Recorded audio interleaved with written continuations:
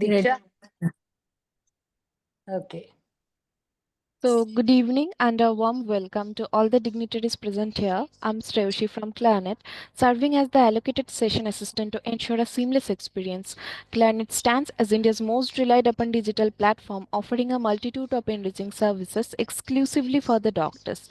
It is with great pride that Clarinet serves as the digital partner for this event hosted by the Oncology Integrated Society, and the focus of today's session is role of medical oncology in recurrent cancer cervix. So before we starting the session, I would like to lighting the lamp and play Ganesh Vandana to give a warm welcome to each and everyone present in this webinar.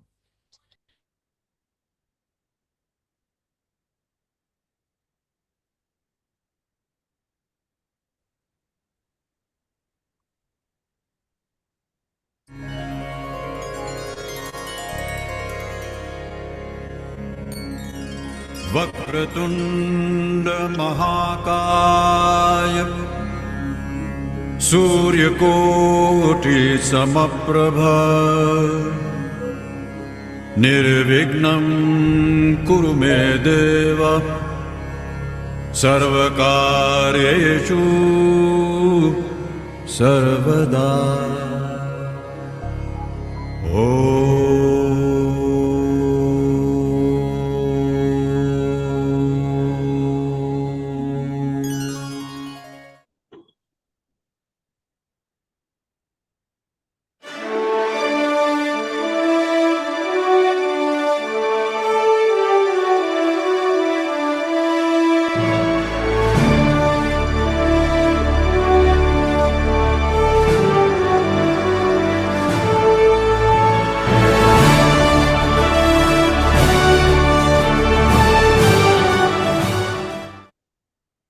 So thank you so much everyone for your patience listening. So let's begin today's session, for which I would like to invite Dr. Diksha Chaturvedi ma'am to take over. Ma'am, over to you. Thank you. Good evening and belated happy Makar Sankranti to everyone. It gives us great pleasure to welcome you to this webinar. Today, we bring together one of the brightest minds in oncology to delve into the latest advancements, strategies, and challenges in the treatment of prevalent yet recurrent cancer. This session is designed to provide a comprehensive understanding of cancer cervix management, covering every advanced radiotherapy and systemic therapies in advanced stages as well. Today, we have a brilliant and very renowned speaker from Delhi, Dr. Peush Bajpai sir, MD DM ECMO, Senior Consultant Manipal Hospitals, Delhi, to cover the topic. And we have a panel of wonderfully qualified and experienced professionals to add to their expertise to the topic with comments, experiences, and knowledgeable skills. We hope this webinar fosters insightful discussions, enhances knowledge, and inspires all participants to contribute more effectively to improving patients' outcomes. Let's get started with this enriching session and welcome once again all the dignitaries, speakers, and participants. Now, I hand over the virtual mic to Dr. K Chaturvedi, sir, Senior Oncologist, Dr. Chaturvedi Cancer Hospital, Gorakhpur, to conduct the further session. Thank you, Dr. Diksha. Good evening, everybody. As usual, today we are again with another episode of cancer cervix, that too in recurrent cancer cervix. That's the biggest problem. We treat the patient in early stages, we get the patient cured, and thereafter comes the chances of recurrence. After 2 years or 4 years or 10 years of time, we are facing this problem that the patient recurs. So today we have got a panel of experts, very intelligent and learned people from all over India regarding to discuss out the recurrent problems, adding to the further knowledge. And we have got expert Dr. Peush Bajpai to talk about the medical management part. Our experts are Dr. Vedant Kabra. He is MBBS, MS, DNB, MRCS, MNAMS, FIA-GES, and he is Principal Director, Surgical Oncology, Fortis Hospital, Gurgaon. He has got vast experience. He worked in Tata Memorial, National Cancer Center, Singapore, Max Super Specialty Hospital, New Delhi, Manipal Hospital, New Delhi. And he has professional membership of so many associations. He has got many awards to his credit. Our next expert is Dr. Swarupa Mitra. Last time she was supposed to join us, but because of certain problems, she was not able to. Dr. Swarupa Mitra, she is MBBS, MD, FPCRO, EHPM, IIM, Kolkata. Ongoing, she is doing this. Director and Unit Head of Radiation Oncology, Fortis Hospital Medical Research Institute, Gurgaon. She is a very, very experienced lady of 24 years of experience. She worked in Rajiv Gandhi Cancer Institute, New Delhi, Artemis, MIMS Cancer Hospital, Rewari, Indraprasth Apollo Hospital, New Delhi, and Mahavir Cancer Center, Patna. And she has got vast experience regarding rapid arc therapy at Yashoda Hospital, SRT, SRS, SBRT, PET-based radiation contouring and planning, training at European Society for Radiotherapy and Oncology, ISRO, in image-based brachytherapy. She has got very long list of publications and she has published books herself. So I'll not go into the detail, but she is with us and we will take the advantage of her expertise. Next is Dr. Meenu Gupta. She is head radiation and director of tumor board. She is Begal IT and Cancer Center, Mohali. She is ex-fellow of MD Anderson Cancer Center, Houston, USA. She has got many publications, papers, and conferences, and she is guiding so many students. She is one guide for the PCV.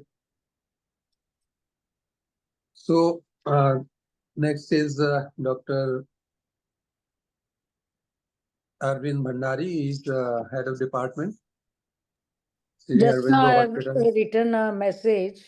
Kindly Okay. read it. He will join. He will join. No, he won't join. There's a demise in his house just Oh. now, so he won't be coming. But next time onwards, he'll be there. Okay. We passed our condolences to him. Dr. Sonia from Kamla Nehru. She is radiation oncologist and working at Kamla Nehru. And now I am inviting Dr. Peush Bajpai, MD-DM, ECMO. Dr. Bajpai is head of department medical oncology at Manipal Hospital, Delhi.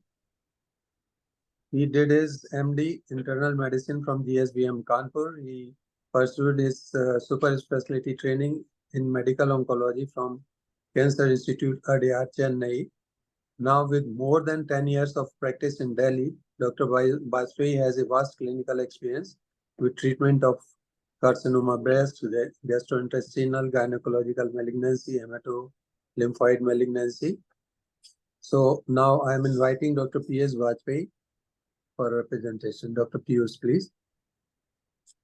Thank you, sir, for the kind introduction. And again, thank you for giving me this opportunity to be there on this platform. So I'll just share my slide.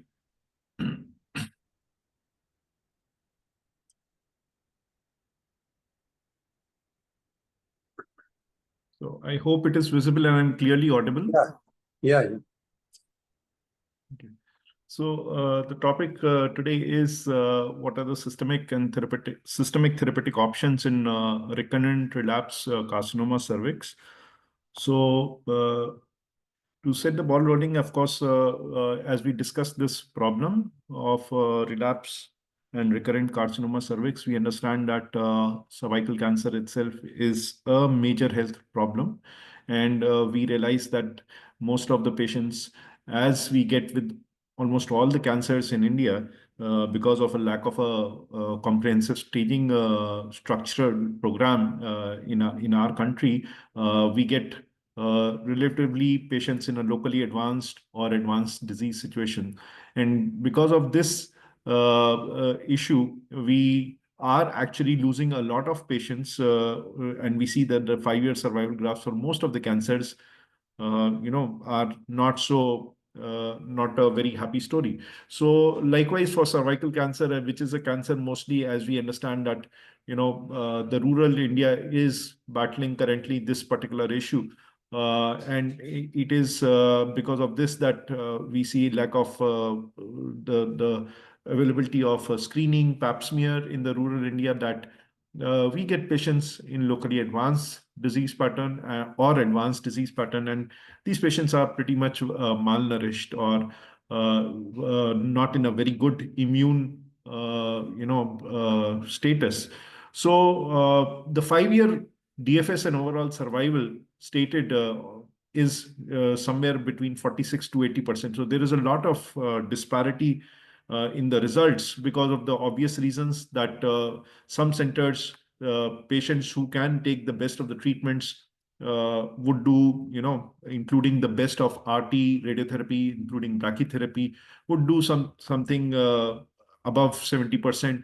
But those who are not able to, do not have the access to best of the treatments would not fare well. And there the survivals are dismal.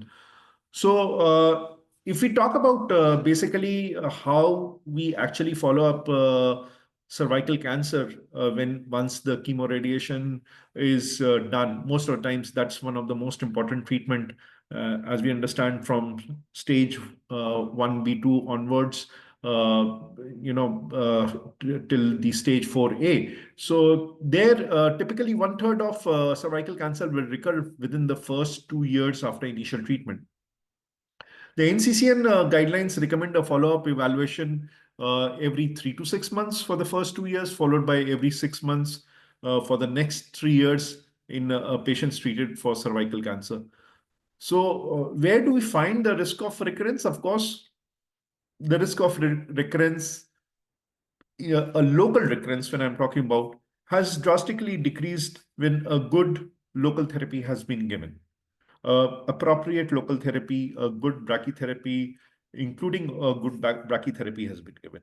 However, the risk of recurrence, systemic recurrence, in such a situation would rise, or rather would be more, not rise, but would be more. Where such patients would be, it would be histology, that is the tumor biology, and that is the small cell neuroendocrine, which is an aggressive subtype of tumor.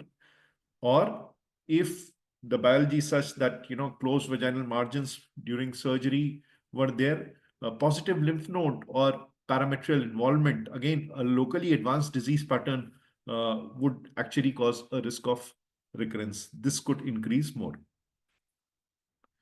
So local therapy definitely is something which is to be discussed in a multidisciplinary meeting. So any recurrence or change in disease trajectory, it's not just for this disease pattern, but for any cancer, any recurrence, we should actually put our minds together, all of us, all the doctors who are actually responsible, or the psychologist, the pain palliative physician. So it's not just the gynec oncologist or radiation oncologist. So it's more than that, and of course requires a tumor board discussion. A holistic care would be required from there on. So this is very important that every scan is discussed in a tumor board meeting, and this has, of course, led to realization that there are local recurrences which are salvageable, and that should not be missed. And local recurrences, like though they have become rare because of good techniques, local or central pelvic recurrences like vaginal vault alone, or cervix, uterus, and parametria. So if a radiation therapy has been done, option for surgery is to be discussed, whether it be exentration. Likewise, again, it depends on what type of exentration would be there, depending on the site of recurrence. Again, anterior invading the bladder, ureters or urethra, posterior invading rectum or anal sphincter. Lateral is something which is a tough thing, invading the pelvic side wall, vessels, and nerves. So this is important to realize that we should not miss a chance for a salvage surgery or a radiotherapy in such sort of recurrences. And of course, then there are distant recurrences for which I would be speaking today majorly, or a stage 4B de novo metastatic disease, which comes into the ambit of systemic therapy directly. So basically, imaging modalities usually may be indicated on basis of patient symptoms. So that is something when the patient is symptomatic, abdominal and pelvic pain, leg pain or lymphedema, vaginal bleeding or discharge, urinary symptoms, and of course, cough and weight loss as systemic symptoms could be the findings that the patient could have.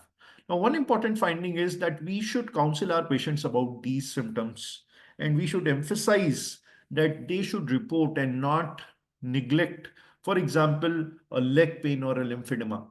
The patient might think that this might not be related to the primary problem, sciatica pain, a pain which is actually radiating down the leg. The patient might not think it is relevant, and the patient might think it is a slip disc, might go to the orthopedician, and the orthopedician would work, along his pathway. So we should encourage, sort of pass on this message to the patient that please check if in case you are having these sort of symptoms, do report to us. This could be important. We would be requiring some workup, which might include a scan.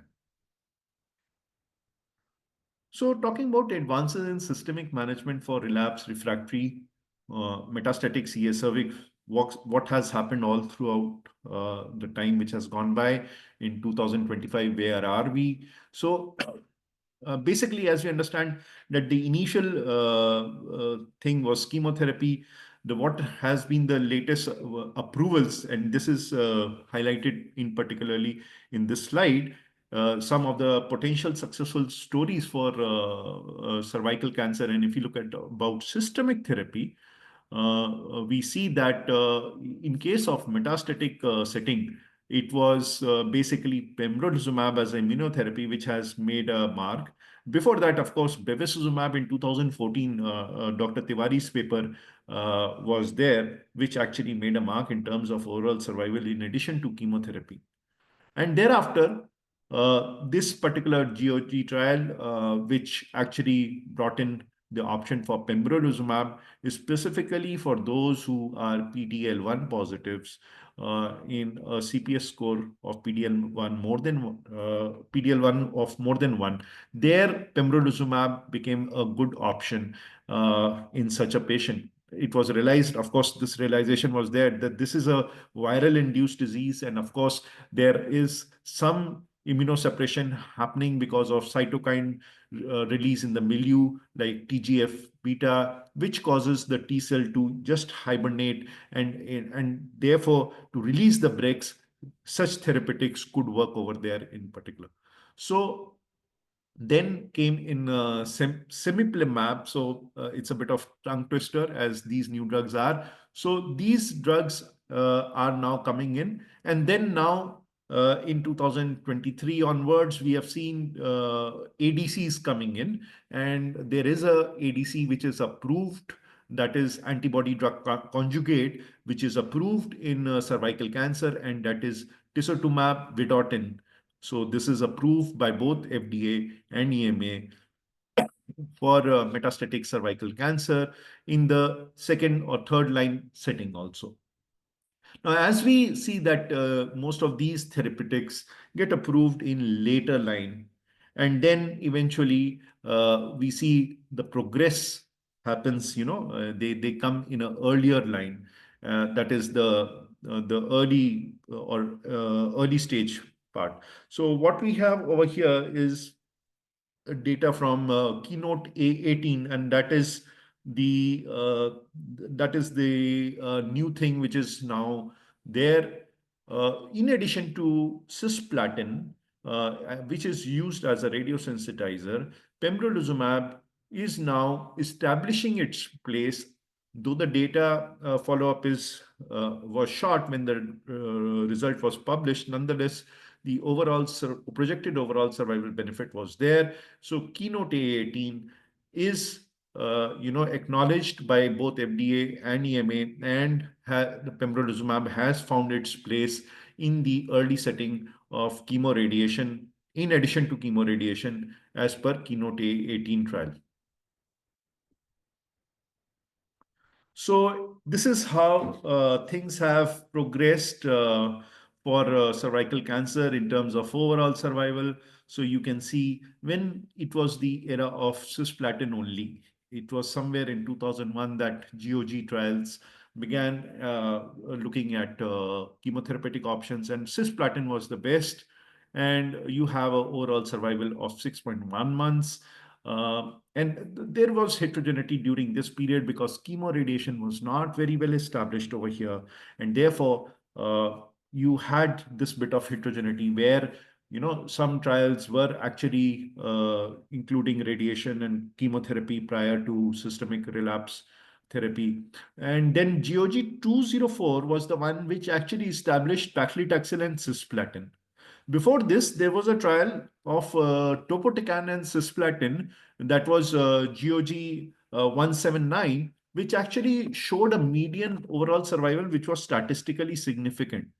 So in the era of chemotherapy, two doublet combination made an impact. And the first one was topotecan cisplatin, which showed a median overall survival of 9.4 months. And then came in the Pacli cisplatin. Of course, some substitution of carboplatin was also tested and was showing similar survival benefits. Of course, similar survival benefits, but topotecan was not a very easy drug to tolerate in terms of hematological toxicity, especially post-radiation. So paclitaxel and carboplatin actually, became the favorite as a prescription. Most of the oncologists chose this molecule. And then in 2014, 2013, you can see that bevacizumab coming up as per Dr. Tiwari's paper in NEJM, and GOG 240 established addition of bevacizumab to the doublet combination. Most of the time it was paclitaxel and cisplatin. And there you found overall survival of 17 months. Straight away a jump which the medical community was seeing for almost a decade. Like there was a plateau of overall survival for for patients living almost for a year or so. There was an increase in survival from 12 months to 17 months. And then almost after 8-9 years came the pembrolizumab addition to the doublet, Keynote 826. And there you can see the ladder climbing up to 24.4 months. So from 17 months to 24.4 months. So the addition of pembrolizumab with or without bevacizumab in a subset of patients who are PD-L1 positive basically led to 24.4 months of this survival. And then there came this data of atezolizumab in the BEAT trial, which got published. And there it was further up nearly 32 months. What about the second line option? Once you are failing actually these lines of therapy, it was cemiplimab, which was nearly 12 months of overall survival. And of course, beyond the immunotherapy, it is the ADC, the tisotumab, which actually shows that after using all your immunotherapy armamentarium, you still have option to offer this ADC, tisotumab. And this particular trial, which was dedicated towards cervical cancer, showed 11.5 months of overall survival beyond the earlier therapies. So I spoke on this, and I spoke on this particular trial, GOG 240. So there, bevacizumab, you can see that the primary stage 4B recurrent persistent disease was included over there. And of course, no prior chemotherapy for recurrence was allowed. So here bevacizumab, now look at the dose of bevacizumab, it is 15 mg per kg, looks stiff. I personally use most of the times 10 mg per kg. Now patients who are having bleeding, or who are having fistulas, which are bad fistulas, or so there we have to be very careful, because bevacizumab might cause problems in terms of quality of life. But I have spoken to some experts, and they say that even if the fistula, if there is a established fistula, sometimes they have given bevacizumab, and they have found, the quality of life of the patient getting better, because the disease regresses. So there is, as per the trial, these patients with fistulas were actually not included in the trial. So, talking about who actually benefit more, of course, if in case there was no previous irradiation, that is those who were surgically operated and had a recurrence, systemic recurrence, or were de novo recurrences, they were actually benefiting more as compared to the whole intent to treat population. So there was this bit of worry that really we would find this benefit in chemoradiation patients. So these were the key outcomes of the trial: progression-free survival of around 8.2 months versus 5.9 months. And the overall response rates, as you can see, 48% over there versus 36%. And bad fistulas leading to, sickness, hospitalization, as you can see, occur in 6% of patients treated with bevacizumab. So that's a big number. So especially those who have undergone irradiation. So this is something that we should be careful. We should counsel our patients, and we should be on lookout that a fistula could occur in patients who have had a radiation. Depending on the disease anatomy, I mean the disease location, especially on a recurrence, a pelvic recurrence, along with systemic. So we must actually be on lookout for this. Now, primarily this was cisplatin, as you can see over here in the trial, but there is a Japanese modification. One can actually substitute carboplatin, and there is non-inferiority, so one can actually substitute that. Beyond this, actually, the data showed that, the curves fell. You use, post-progression, basically you do not have much of a treatment option, and chemotherapy, of course, you can use topotecan or gemcitabine, but the progression-free survival, basically, so bevacizumab does not have any carryover effect in terms that it can improve the survival for patients. It does not modulate the disease process after it has failed. So probably that effect goes away once you withdraw the drug. So basically, these were the drugs for the second line metastatic cervical cancer. And you can see overall response rate some are in single digits and some are in initial double digits, with the overall survival of beyond, in second line around 5 to 6 months on an average. So in the era of immunotherapy, so immunotherapy, as I discussed, that, cervical cancer is virally driven, and there is immune privilege state, and then cervical cancer have increased tumor mutation burden also. On an average 5 to 6 mutation per megabase could be there.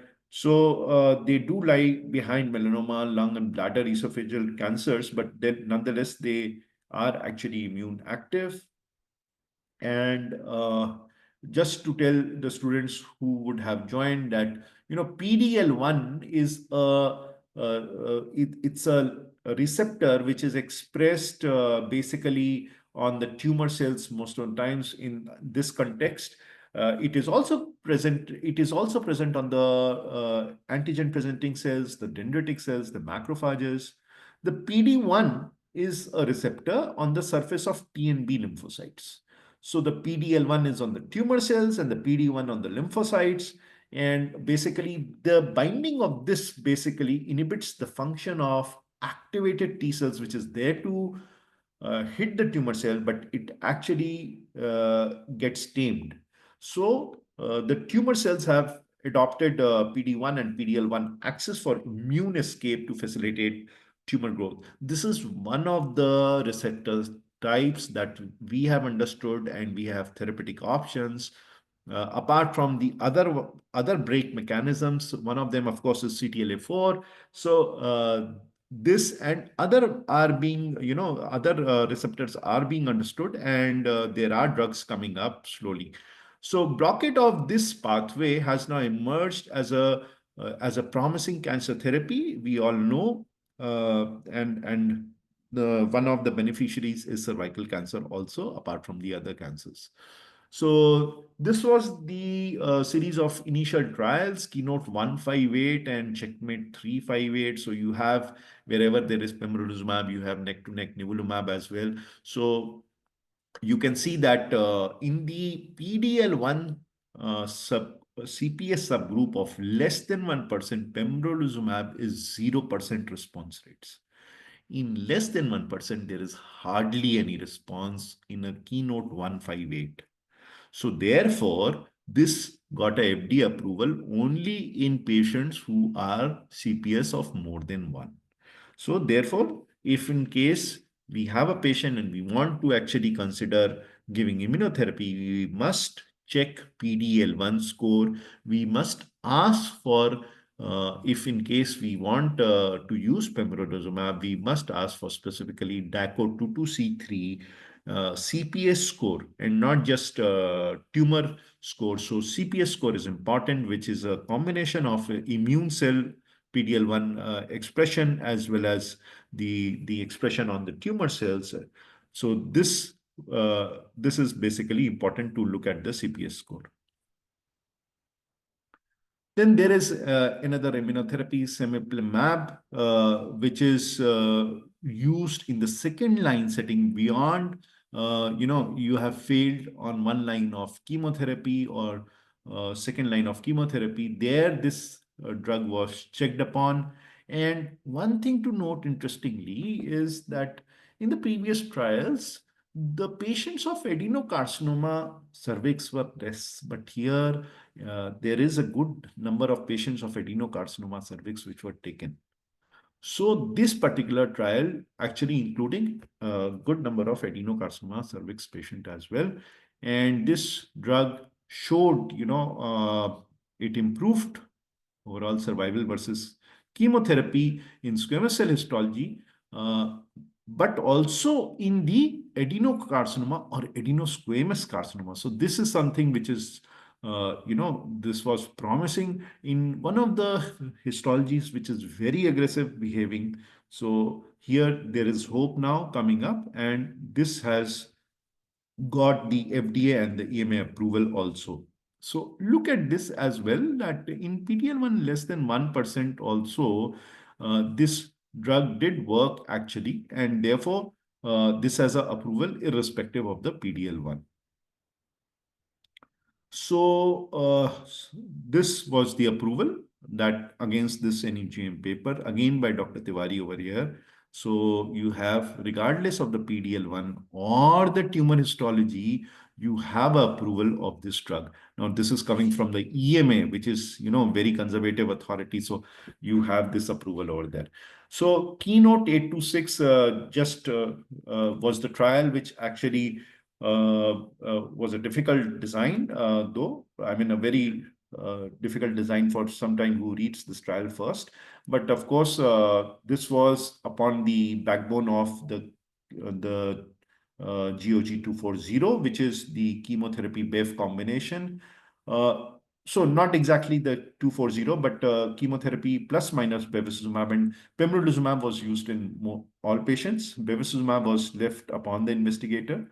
So basically, again, you have this bevacizumab over there, and in one arm with chemotherapy, and pembrolizumab, chemotherapy, and bevacizumab as the experimental arm.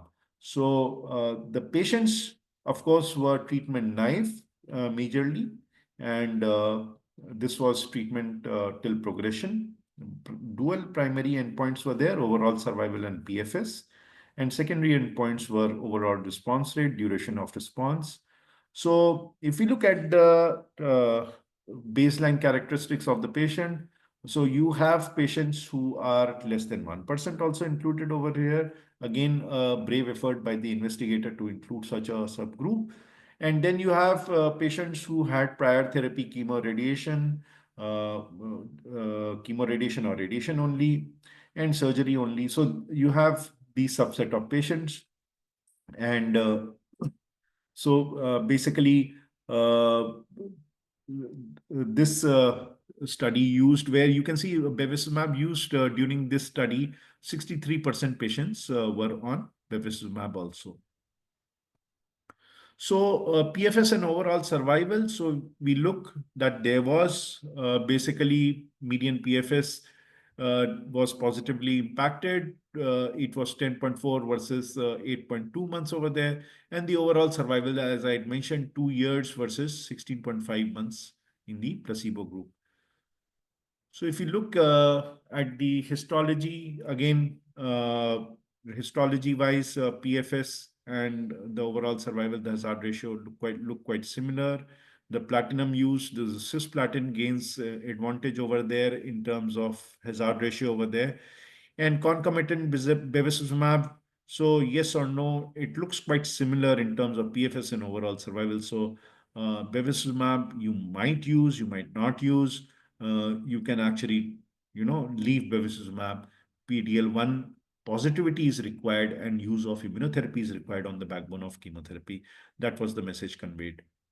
So the conclusions were that this prolonged PFS and overall survival, there was significant benefit in protocol-specified primary analysis, especially in CPS more than 10. And investigators concluded that these data further support the use of pembrolizumab and chemotherapy plus minus bevacizumab as a new standard of care for women with persistent, recurrent, or metastatic cervical cancer. So coming to the role of ADC, so I just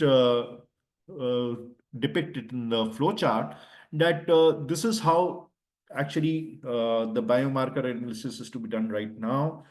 So if it is a primary metastatic or a recurrent cervical cancer, PDL1 of CPS more than 1, then if yes, then use platinum chemotherapy plus pembrolizumab plus minus bevacizumab one can actually use.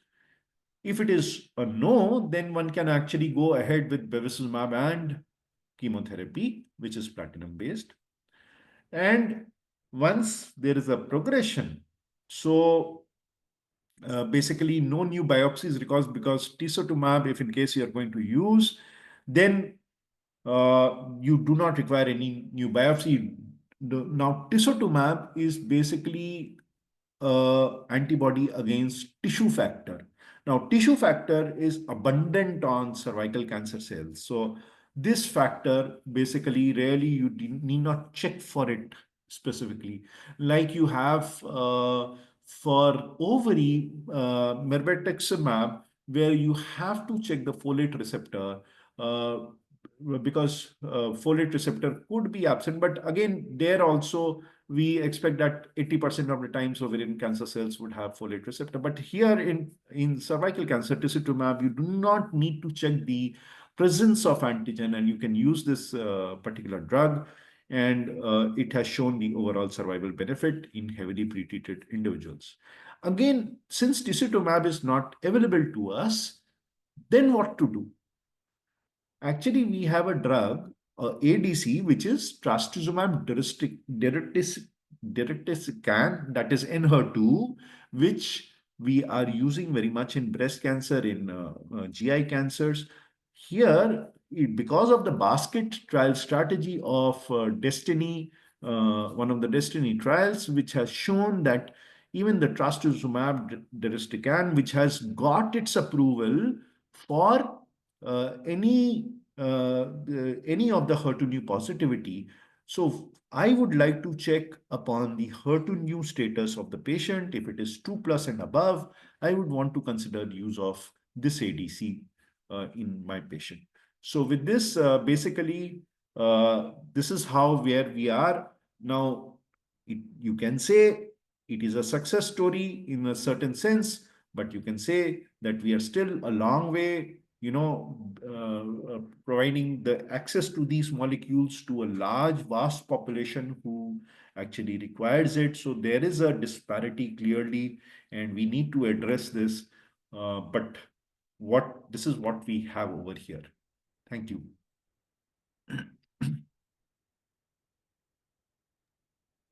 Yes, it was a wonderful talk, informative, elaborative, and crisp. You have very nicely elaborated about the recurrent cancer cervix. Over to you, Dr. A.K. Chaturvedi. Are you there Yeah. or yes? No, I'm here. I'm very much here. And then because you So it's a didn't nice come up, so- presentation and eye-opener because a lot of new medicines have come up for the recurrences because this is the most important problem for the cancer cervix, to have a recurrence and then treat it. So we have got our expert panel also. So who else is available now? Yeah. Dr. Sonia, let us start with you. Any comment on this? Good evening, sir. Yep, very good evening. Insightful talk and thought-provoking because cervical cancer is a common cancer in our country. So recurrence and relapse and metastasis, recurrence and relapse is more problematic. Yeah. Metastasis is also, but especially most of recurrence cases are difficult to, very challenging to treat. So one of the thing to treat by this chemotherapy are the one of the modality, and radiation also in some of the selected cases For the where radiation. Yeah. re-radiation, and if there is a small recurrence, we can give the central recurrence especially. So give the brachytherapy again, depend upon the size and site and what is the time gap duration Yeah. of the previous treatment. All the factors are keep in mind, and then Yeah. but this is very Actually, challenging, and results yeah. are in the recurrence cases are very poor. So and Yeah. surgical option also, but Yeah, as Dr. Bajpai has already told that it's not a, it should be a tumor board discussion yes, regarding Yeah. that you We should have yes, combine Dr. surgical Kabra with us. oncologist. Yeah, Dr. Kabra is here. He's a You should surgical combine oncologist. surgical oncologist, medical oncologist, and radiation oncologist. Now, And most Dr. Kabra, important thing is, most No, important Dr. thing is, Chaturvedi. I am only a surgical oncologist. yeah, I Dr. know. Vajpayee knows that very well. I have yes. never There's a key. encroached. I No, have but never we want encroached on to, his area. we But want anyways, to encroach, so but we discuss. We jokes discuss. See, apart, as usual, Dr. Vajpayee has given a very good Yeah. presentation, and it's a treat to watch his and All of listen to us. his yeah, presentations. So that's right. I have one comment to make and one question. Yeah. Comment because he hasn't touched upon surgical part too much. But Dr. Bajpai, apart from the central recurrences, where obviously if it is radiated previously, we would offer surgery to the patient in form of exenteration or just excision if it is localized to cervix. I mean hysterectomy.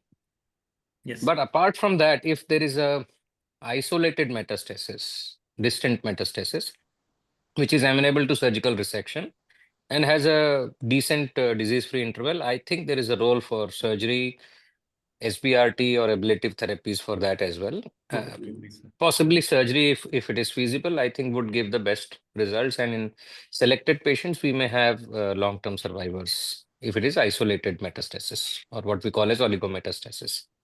Uh, I- the the question I have was in keynote 826 that you mentioned that it did include both adeno and yeah. squamous. PFS definitely improved in both. OS was also better, but if you see the confidence interval, it was crossing the unity for adenocarcinomas. So what is your take on that, and what do you feel about it? In squamous, it was on one side of the unity, but for adeno, it was crossing the unity, the confidence interval for OS. So adeno is definitely a different subset for pembrolizumab specifically.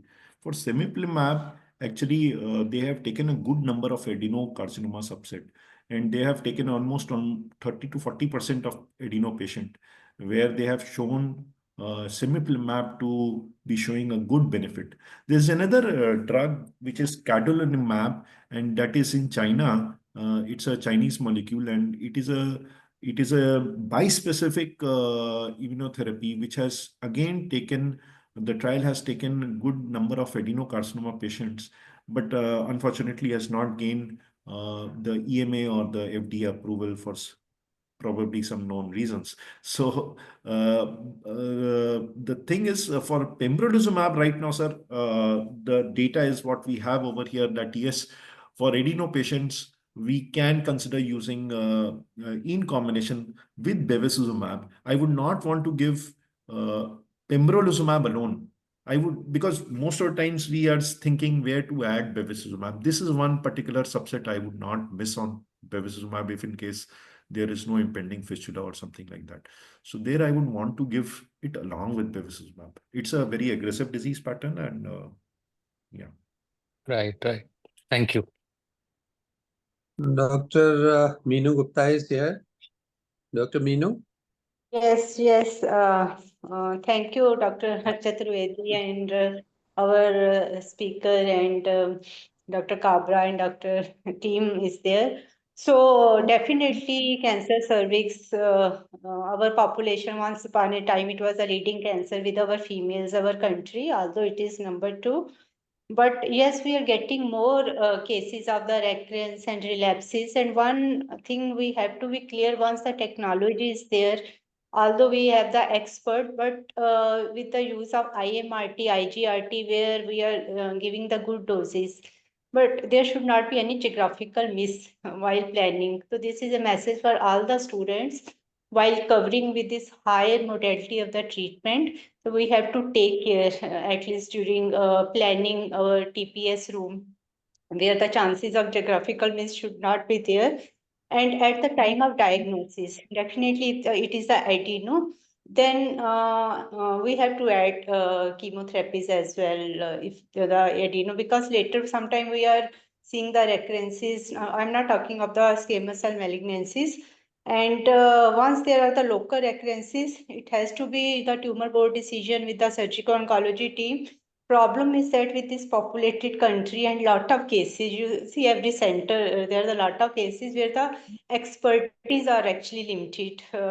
What happened in the most of the peripheries, we are not getting surgical oncologists with every center actually. Wherever the possible, we have to go with the tumor board decisions.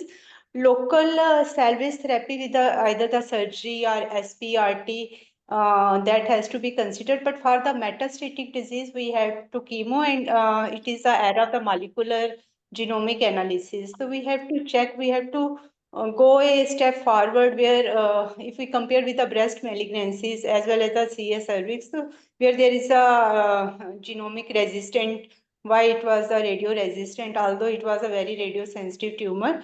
So the new drugs are coming, although it was explained in detail with all the slides, the use of MAPs and the use of immunotherapies, but still we had to wait for the long-term result.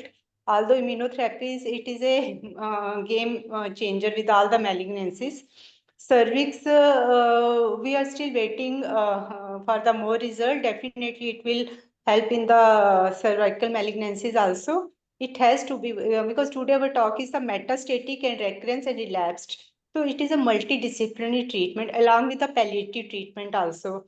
We have to talk of the local recurrences, where these ladies are presenting with the VVF, rectovesical, and these fistulas, then the palliative and quality of life care, that also matters. So thanks for the nice talk. Thank you, Dr. Meenu. Thank you. And here lies the importance of follow-up checkup, because as early as detect the recurrence, that will be treated very nicely, whether it is by the surgery.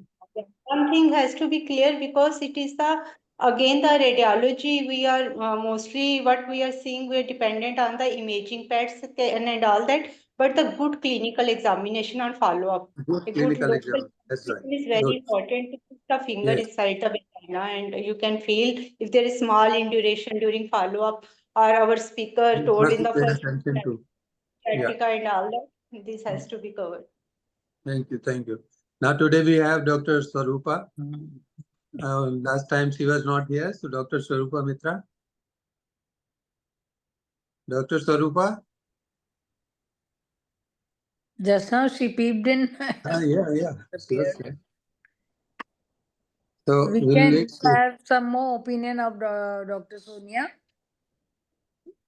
Dr. Sonia, anything you want to add? Yes, yes. Yes, Dr. It's okay. Swarupa. That is all the things I think covered, but other than chemotherapy, the role of radiation in the recurrence cases are also very important, and Very important. many cases, if the recurrence is small, depend upon the time and all patient factors and other things, we can control the disease, or progression free survival or overall survival can increase by the radiotherapy, because chemotherapy, immunotherapy, the results are not well established, but it's okay in some of the trial, but mostly the disease is chemotherapy resistant after recurrence, so difficult to manage. But if the radiation may be the option in some of the recurrence, depend upon the site and all, so that is a good modality. And surgery also, but very difficult. Surgical oncologist can enlighten this thing, what If are you the are able to catch the ways. disease in early stage, Yes, it can be because the possible. exentration For is the one of radiation the oncologist options as well as sometimes, but that is very difficult, and even the experts are not available for these type of surgeries. So that is also important in our scenario. So carefully selected the cases and treat. Dr. Swarupa is here. Yes. Sorry, my phone hung at the right time. So it was, thank you, sir, for giving me this opportunity. It's a very nice topic, and it is something very close to my heart. And Dr. Peush, as always, your speeches and your talks are always so good. And something very interesting, which we came to know. Generally, adenocarcinomas till now, although we know that they are aggressive, but till now we haven't seen, they haven't been treated differently, be it surgical or radiation oncology. But here is one study which you said, like the Plumab, so difficult to even. So there, so here there is a difference between the adenocarcinomas and the squamous cell carcinomas. So I think we'll have more studies, more data to see that even radiation, maybe the doses may be different. But here in this topic, yes, a beautiful topic, beautifully said, but the role of local treatment should not be overlooked. Dr. Vedant Kabra has already mentioned about the surgical part, and my other colleagues and friends, they have mentioned about the radiation part. And yes, even after radiation has been given, a recurrence after about a year's time, re-radiation can be done. And it is not only with SBRT. Let us not forget the interstitial brachytherapies. They are beautiful. And I think the brachytherapy is the most conformal of all treatment, giving high dose and the most conformal way. But yes, it has to be done in a centers where the volume is high and they are trained, the team is trained to do the brachytherapy. So interstitial brachytherapy is something which I wanted to stress upon.